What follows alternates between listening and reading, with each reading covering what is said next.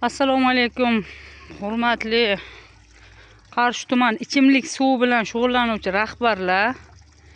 Nomerlaringizni topolmadik, mahalla raisiga chiqdik, hal bo'lmadi. Mana bugun 2025-yil 13-mart. Turba yorilgan mana Charag'il hududida ichimlik suvi. Mana ki. Umuman chiqib yotibdi, hech eplab bo'lmay qoldi. Mana hamma joyda bosib ketdi.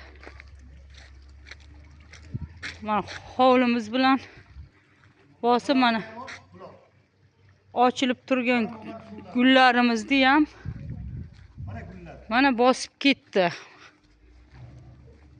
Hech bir ega bo'lsa bu suvni qaytarib olsin, ichimlik suvini buncha isrof qilmay. Mana Pulga yugurib keladi. suvni pulini yig'ishga bo'lsa hammasi chopib keladi. Unisi oldi, bunisi oldi qilib. Lekin mana buni ham kimdir nima qilish kerak-da. Bizning mehnatni qadrlash kerak.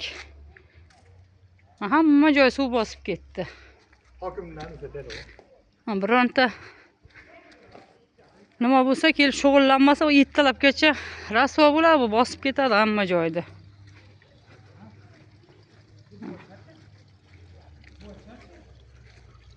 Mana tinimsiz chiqayotibdi.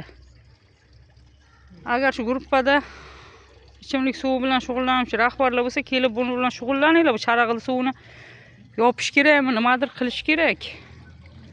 Birovga zarar solmasdan.